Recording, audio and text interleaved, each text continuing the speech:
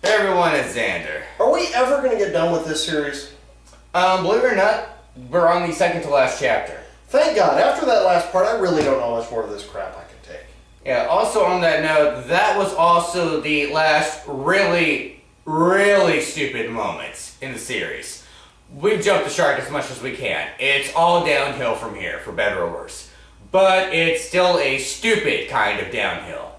You'll see what I mean. This is chapter 24. Back busted, been jaded, I've been dusted. I know that I've seen better days. So we start things off with the girls at a restaurant of some kind doing girl gossip. The writing looks like it was taken from a TV sitcom once again. Better than Naylor using his own original writing. Anyways, we get some idle gossip about how Lucy is doing with Tommy and about if she's right to settle down with him. But hey, it's not that important, so let's just jump to Lucy and her job instead. Oh great, I can already tell this is going to be one of those chapters. The kind that jumps from scene to scene without any real forethought put into transitions. Well, regardless, Tommy is having Lucy run to his apartment to grab some work-related stuff. However, while she finds the file, she also finds something else and oh, come on! Can I get through a chapter anymore without having to cover up something? Wow, you just about blacked out that entire panel, too. Allow me to interpret for you. Lucy found Aaron and Beth. 3 guesses as to why I blacked out most of this panel and the first 2 don't count. Okay, what is up with her face in that last frame? I know Naylor's going for the shocked peeping Tom look, but he screwed it up badly. She looked like she's lobotomized, not surprised. So naturally, Lucy gossips about this to Amy, and to be fair, yeah, this is the kind of thing that would happen in real life. And yes, Amy is the best choice to tell, since she's the least likely to blab about it. As opposed to Lucy, especially when she gets drunk. Speaking of getting drunk, it looks like they're at a bar, and Elizabeth just showed up. She's not too happy, storming up to the bartender and demanding... Okay, I'm gonna need someone to explain this one to me. I typically don't drink much, if at all. Aside from incest chapters. Aside from incest chapters! Anyways, what the fuck did she just order? It's a type of tequila. Neat is just that drink by itself, no ice or mixer of any kind. Cuervo is another kind of tequila. It's just a drink, it's just a type of tequila.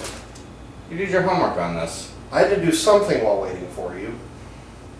So Lucy has a word with Liz and finds out her husband, who she wouldn't jeopardize anything with and is so satisfied with, by the way, is cheating on her. I'm surprised Naylor didn't draw that one as well. Shut up! Are you trying to jinx this? Anyways, we get to the heart of the matter as Amy makes a valid point. Does Liz even love her husband? Of course she doesn't! She's a fucking doormat! She does what everyone else tells her to do! Her mom told her to marry David, so she did, and look how well that paid off!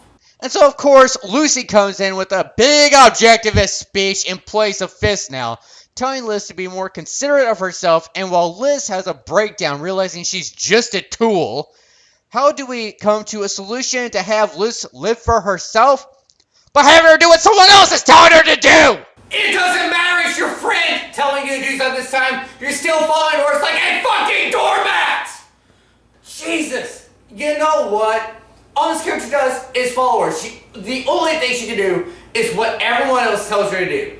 Rachel was a whore. Yes. Persia was an idiot and a fake damsel in distress. Yes. But at least they were capable of making their own life decisions. And this is by no means me backing up objectivism. This is me pointing out interesting characters that can think for themselves. Oh, and look how Lucy's going to make things all better. By having Liz cheat on her husband with Fisk! 2 wrongs don't make a right! Gah! Well, so much for this chapter being dull. Guess I'm taking over narration till Xander comes back. So now we move to Beth's apartment, where Lucy is telling Beth what's happened. And unsurprisingly, Beth still also wants Fisk, who I'm strongly starting to suspect must emit some kind of aphrodisiac or hypno scent to keep all these girls wanting him. Also, pointless panty shot is pointless. The other two continue talking, with Lucy making a weird comment about how Beth could have had Fisk if she'd let him have his career. Last I recall, that wasn't the problem, and I'm pretty sure Naylor screwed up and meant to say if she didn't let Fisk have his career, In other words, I used to be an adventurer like you, and I took an arrow in the knee. sorry, I know that's 2 years too late to be relevant, but I had to do it. Anyways, we continue the talk with Beth and Aaron's relationship before we switch scenes again, apparently. Lucy runs into Aaron, who decides to confront her about peeping on him and Beth. This quickly escalates, oh, it's just a dream. Okay, I'm back. Where are we? Lucy is dreaming of cheating on Tommy with Aaron. Oh good, perfect timing. So now we get into just how broken goods Lucy really is. Not only did she, get screwed over by a guy that used her to get to her mother, fucked her own flesh and blood for several years, and got into another bad relationship with a guy that would fuck anything that was female. Not to mention she out-whored a whore to get her current boyfriend. Now she's thinking about her boyfriend's best friend. Oh, and this isn't the only dream she has like this either. As we see on the next page, while Beth and Lucy go shopping, Lucy's a bit distracted, staring long and hard at eggplant. Okay, I don't know if Naylor is trying to be subtle about this, or if he's just too stupid to use the normal cliches, but let's make this super obvious. Oops, I don't know how that got in there. Anyways, Lucy, feeling guilty now, finally confesses to what she saw happen between Beth and Aaron. That was Lucy's mistake. Because, of course, Beth has to go and tell Aaron about this. And that was Beth's mistake. You never, ever tell a guy someone is having fantasies of them, because then they start to act like this. And that look on Beth's face, she knows she just screwed up. Okay, I might let the strut thing slide, but Puff? What is he, a dying car with a bad exhaust? And now we get to a part of Aaron I actually hate. Mr. Class Clown here vaguely suggests that he wouldn't be against screwing Lucy, trying to say that it's her call, while... Okay, Al, this is your territory. Beth pretty much sums up my thoughts. Sweater hogans. I'm even more convinced that there's something about Naylor and breasts, because he can write ass just fine, but he can't use a common slang term like boobs. And the next page makes Aaron look even more like an asshole, saying no matter what he does or doesn't do, it doesn't change the nature of what Lucy and Tommy's relationship is. That doesn't give you a free pass to try to put your dick inside her, you jackass. All Aaron is doing at this point is trying to justify getting the chance to fuck Lucy if it should arise. And no, you just don't do that. By Aaron's logic, let's look back at the Sheila cheating chapter, shall we? By Aaron's logic, it's not Sheila's fault that her neighbor was unsatisfied by his wife, so she shouldn't be held accountable or crucified that she slept with him. No, see, it doesn't work like that, does it, Naylor? You're not going to have a voice by the end of today. And once again, we switch scenes to Lucy picking up Fisk, because it's not like she was just dealing with her own issues or anything. Instead, she's going to gossip to her brother about Liz's husband cheating on him like a little schoolgirl. And we fall back on an old joke in the next page, where all Fisk can think about is food. How does this guy get girls again? Don't answer that rhetorical question. Naylor's a shitty writer. So now we get things from Liz's perspective, who decides to, what a shocker, obey Lucy and sends Fisk a message and... I'm going to lay a censor on you. Okay, we know how this is going to go. Liz evades questions from a friend, for 2 pages by the way.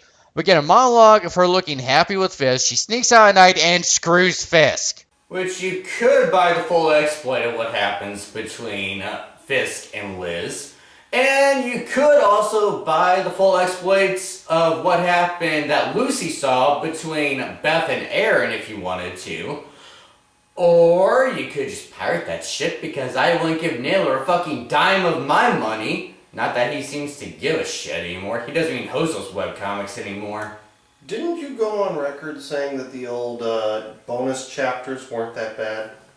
They do what they're supposed to, yes. Which is a lot better than the current shit he now releases. Almost anything he produces now is like, it's just his own personal fetish material and massive balloon dialogues, a text, and a porn comic nonetheless, to justify whatever weird-ass shit is going on. Not to mention all the fucking close-ups. Okay, I think we've heard enough, Xander. Just, trust me, it's bad. And now we get to the other storyline of this chapter. Lucy considering also being a cheating whore. She still got feelings and feels nervous around Aaron as the punchline of this page shows, and Beth tells her to snap out of it. Lucy agrees and marches off to do God only knows what. While this initially leaves Beth worried, surprise, Lucy isn't going to fuck Aaron. So once again, the lesson is cheating is bad unless it's done for revenge? Whatever, I'm done with this chapter. I don't care anymore. Lucy visits Tommy and tells him to come over. And Liz tells her husband she wants a divorce because she knows he's cheating on her. By the way, it's once again cute how Liz tries to put on her big girl panties and act like she's thinking for herself. She's just doing what Lucy told her to. And now she'll marry Fisk and quit working to be enslaved to the kitchen. Because seriously, no happily married woman in a Naylor comic actually has a job. Sorry, I should be putting happy in quotation marks there. Because seriously, she seems like a miserable bitch in the future. Just had to slip in another shot for me to censor, didn't you, Naylor? To wrap things up, Lucy and Tommy move in together and Beth gets serious about Aaron. The fucking end. And there we go. Another bland chapter about relationships told by a person that has no business talking about them. Seriously. Lucy overcomes her temptations with no problems like the fucking Mary Sue that she is.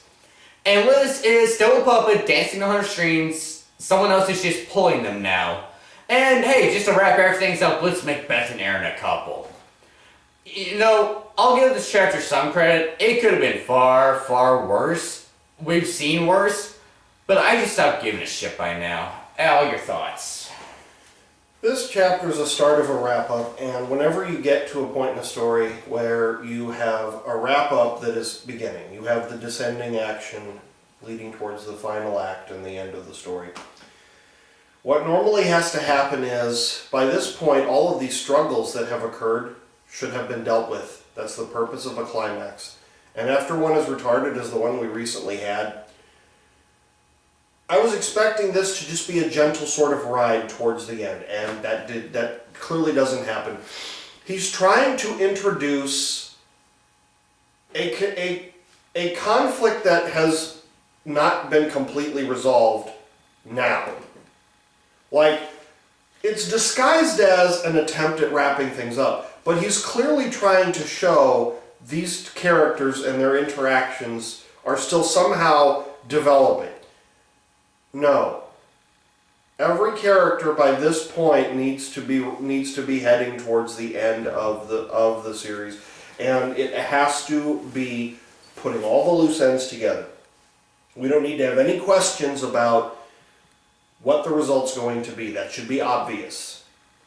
Unless you have years of writing experience, fucking with shit in the last act, the closing action, is just not a smart thing to do. And it doesn't seem like he wants to finish the story, even though he's heading towards finishing the story in this chapter. It just feels incomplete. That's just my biggest problem, in that he's trying to keep some semblance of what's been going on, and he can't. That's basically it.